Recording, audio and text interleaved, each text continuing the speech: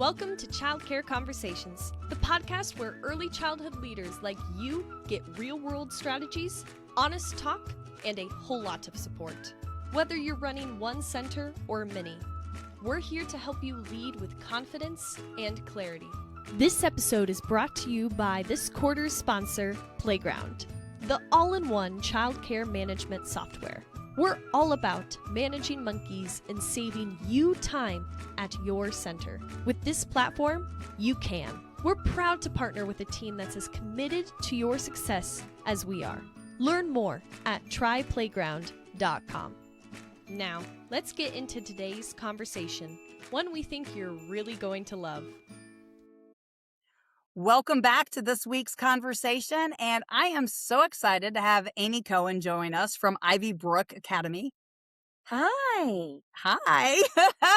Thanks for having me. Yes, and we're so excited because she's always traveling, but what I really love is in today's conversation about authority without apology, we are going to talk about Amy's parallel career paths and maybe what she learned in the first path that helped her on this second round journey. So with that, Amy, tell us a little bit about how you got into education, and then we'll have a conversation about where those paths led. Sure. So I started as a public school teacher, graduated early from college and thought that I was going to be a classroom teacher. That was my career goal, and I was super excited to dive into that. And I did.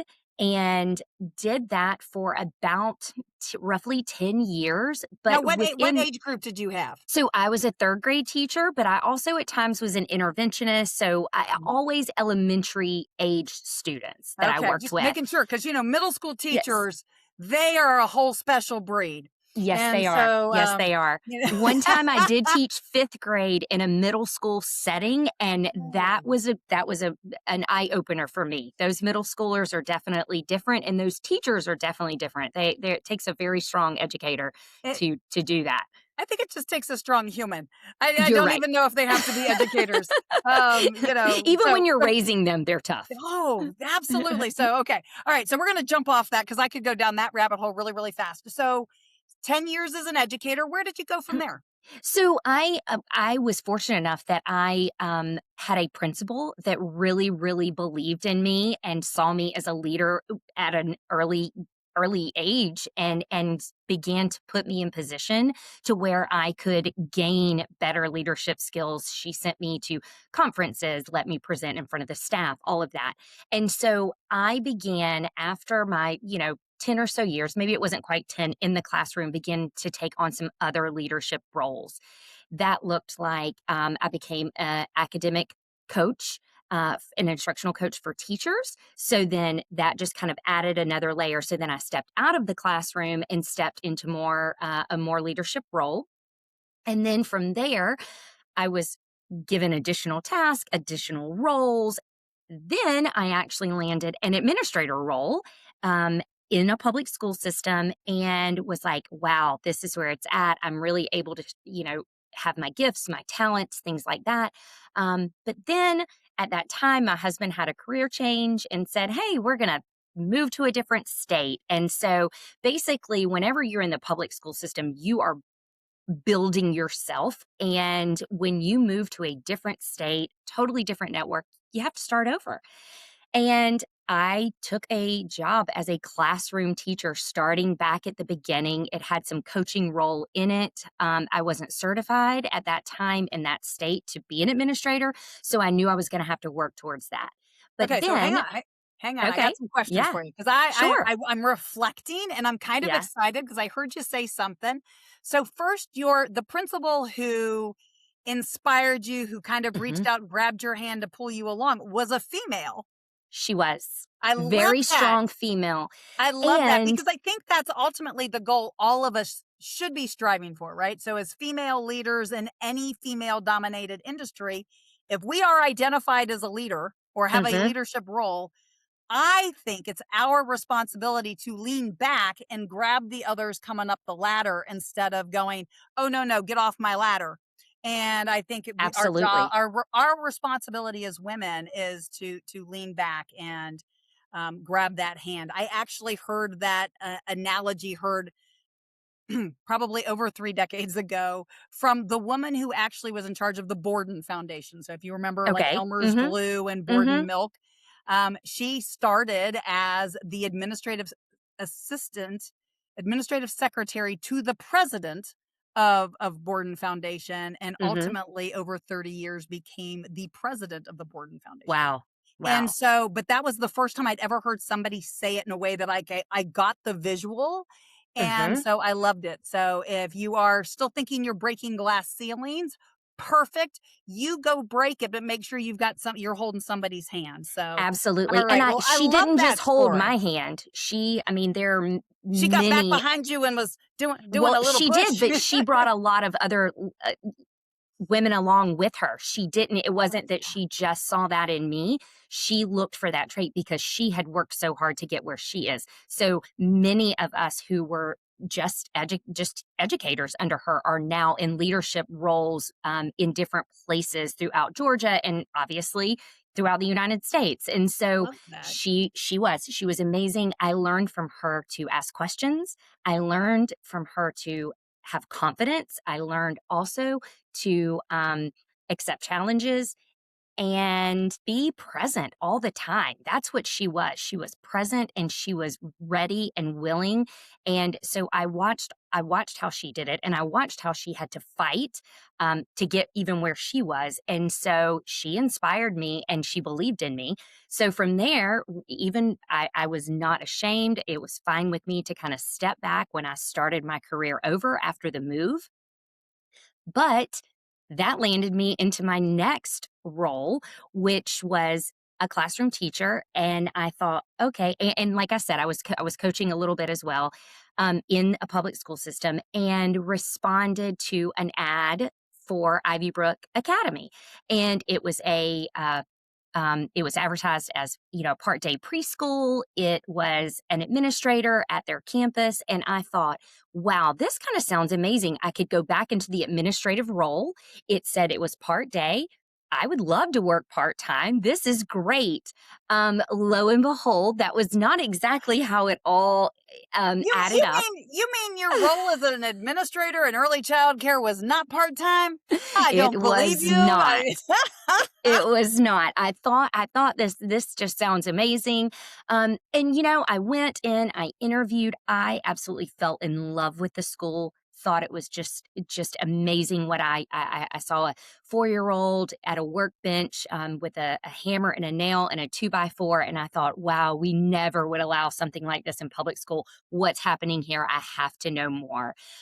Took that role as an administrator. I was the assistant principal and the curriculum coordinator of Ivy Brook Academy in Weddington. And from there, my career has just taken off again, and I've rebuilt myself. And now I sit as the COO of our franchise company. So, quite the journey in the last 8 years with Ivy Brook. So, I'm gonna say something, and I'm sure you're probably Sure. going to correct me or help me understand. But I Hmm. think what's really, really cool is that you built yourself to this great role and you were willing to make a move with your family. And so you made that move with your family. Do you think that you got to where you are? Because 8 years seems like pretty fast to move to a COO of a franchise organization. And right now you guys have what, like roughly 60 brick and mortar locations and another And 75 or so yes. contracted franchise agreements, right? Okay. Hmm. So, Hmm. so, so if you're listening, this is not a small little mom and pop or even a medium size. I got 20 locations. This Right. is a franchise organization with over 60 current franchises, with another at least that many with signed agreements. So Amy is number 2 in the pecking order. And it's not that we don't like number 1, but we are talking about um, why it's okay to be number 2 and how women should be building each other up for that number 1 and number 2 space. And so Hmm. Amy has been willing to endeavor and engage in this conversation with me about that process. So you had a great female role model in the public elementary school. Were Hmm. there skills that you learned there that you applied? And if so, share those if somebody's listening and they're like, well, I've been teaching for over 15 years and I've been a director for 5 or 6. I want to roll like Amy's. How do I get there? So I know that I mentioned in the beginning the wonderful administrator that did see the potential in me, but I think also along the road, even moving from that district, I also had other females that I looked up to and that poured into me and saw my gifts and saw my talents. But also along that road, you're correct. Most all above an assistant principal, possibly a principal, everyone else was male. And yes, our CEO of Ivy Brook Academy is male. Um, One of the things that I think that kind of helped me within the Ivy Brook organization is because he has a co-founder that is his wife that also has great leadership qualities, right? So he wasn't afraid to take chances on a female that came into the Ivy Brook organization. Now, in terms of kind of telling and instilling in someone who's just sitting there thinking, can I move? Can I do this? Can I make the next move in my career? I think that you have to always be willing to say yes. And you have to always be willing to take that risk. And you have to put yourself out there. When I came on board with Ivy Brook, I remember there were things, a lot of public school experience that I brought with me in terms of operations, in terms of how to run schools very well, how to handle teams of people. And so I could have just sat in my small little assistant principal office and done exactly what I was hired to do, but I was more outspoken. I took risks. I, very gently said, "Hey guys, I have an idea." I didn't. I was confident in the ideas that I was bringing, and it wasn't. I never wanted to seem bossy or intrusive, or because what they were doing was already beautiful. I just wanted to be able to express my ideas, and I think that if you do that in a respectful way, then it lands well, right? And every company, whether or not you're a private company like we are, a franchise company, or whether or not you're in public education or healthcare, it's it's often in how you package your ideas and how you present yourself that is important in this. And I also, when I walk into a room that's full of gentlemen, which that does happen even in my industry, right? Then I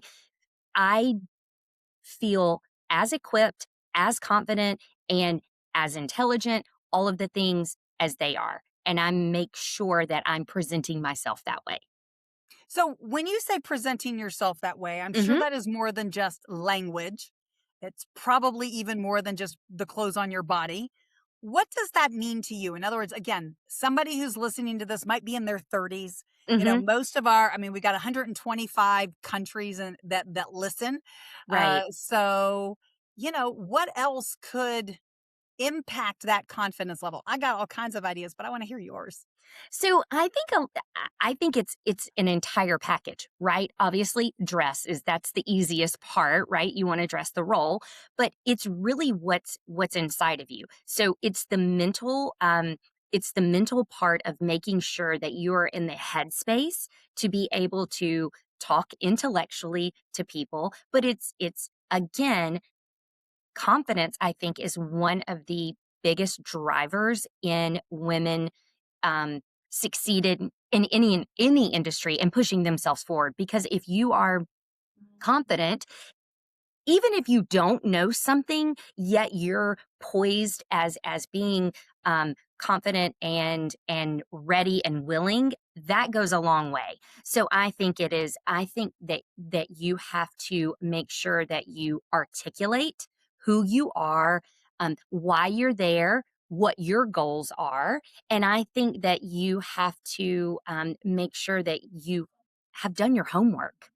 That's also part of this is like you have to know who you're I, I was set up for a pretty big meeting maybe about a year and a half ago, and I knew that the meeting was going to be predominantly men in the room, and so I did my homework. I wanted to know I stalked their LinkedIn. I did because I wanted to make sure that I could speak intelligently, have conversation. You have to be able also to have clear conversations with strangers sometimes in order to elevate yourself. And you can't shrink. You can't shrink. You have to be bold, but not bossy. I love that, bold, not bossy. Hmm. I'm going to use that somewhere. Don't know where. Yeah. But one of the things that I know that I sometimes see, especially in females in leadership, especially in our industry, because it's Hmm. not something that we're generally encouraged to do.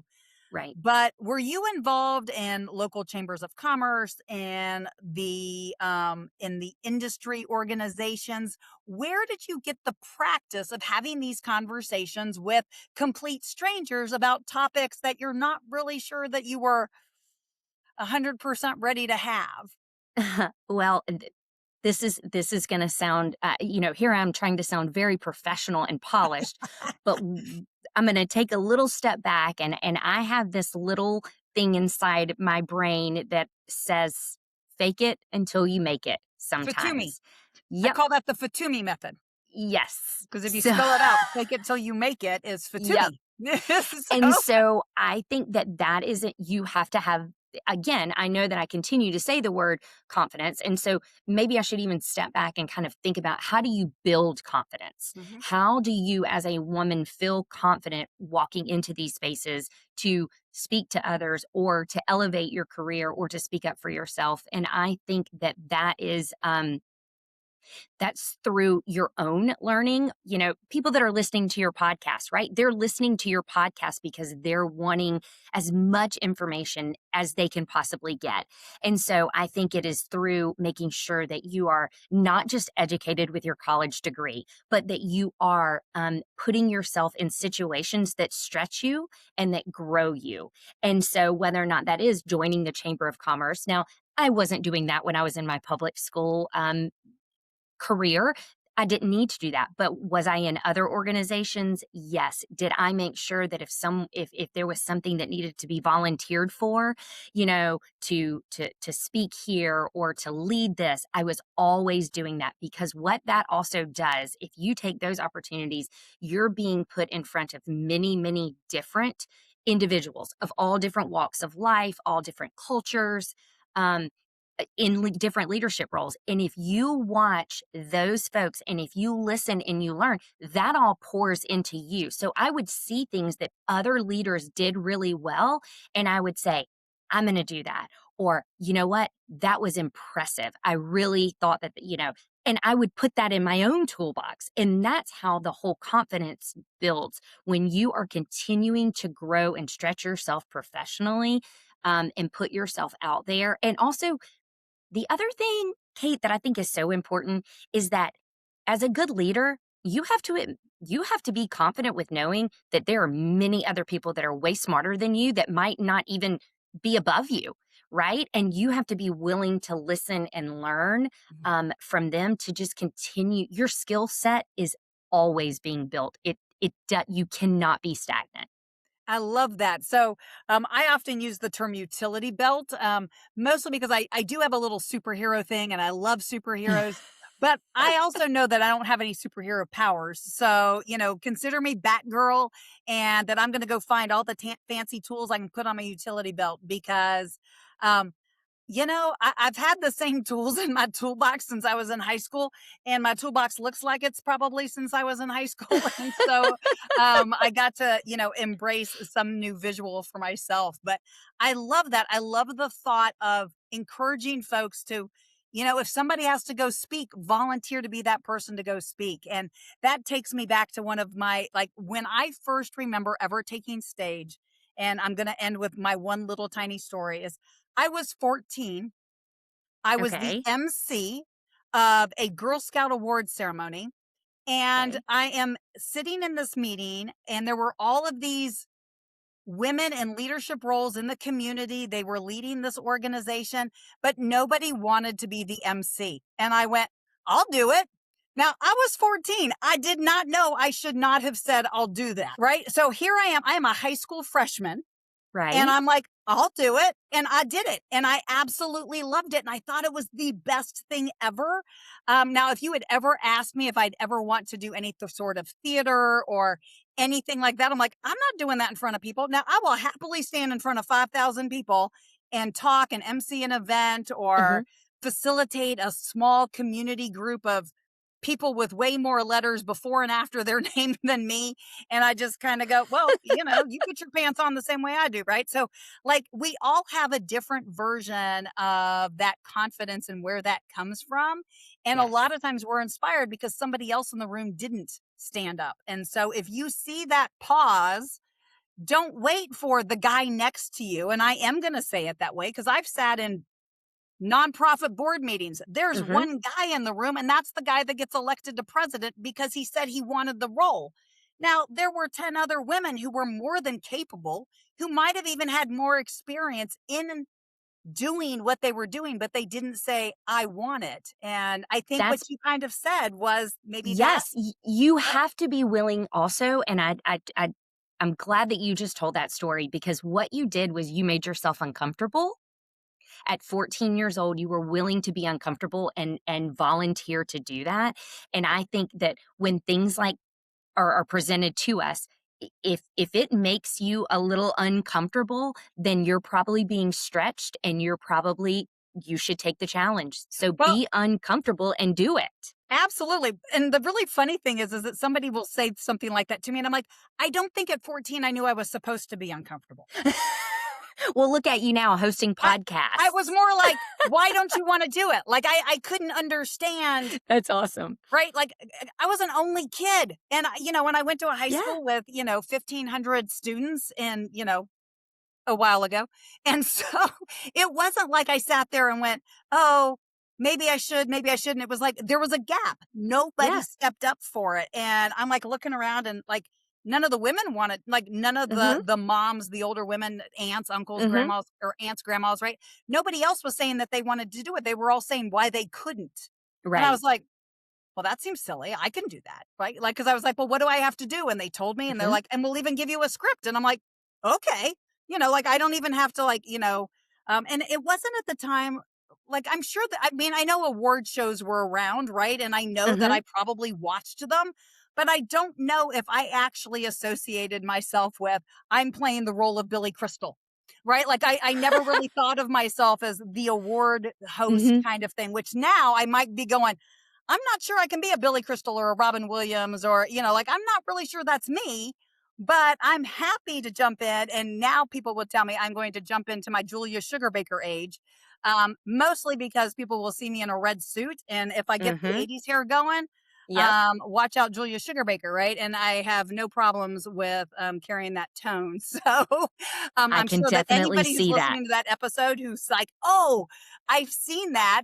They're going to be like, I'm going to get comments about my Julia Sugarbaker era, and Dixie Carter was great, right? And so Yes, if I'm going to have to absolutely. channel my inner, I was fine until I found out how old she was when she filmed that, and I was like, I'm too old to apparently be Julia Sugarbaker because she was like 43 when she started that role, and I was like, all right, well, But what I'm a gonna good be who. show to even reference when you're talking about women, in position and I think that's a amazing reference for I sure. think I'm hoping that everybody who's listening to this who has absolutely no idea what I'm talking about will go watch Designing Women and go Yes, find some Julia Sugarbaker outtakes agreed. because that Agreed. character, that role, the actress just did a wonderful job. So, Absolutely.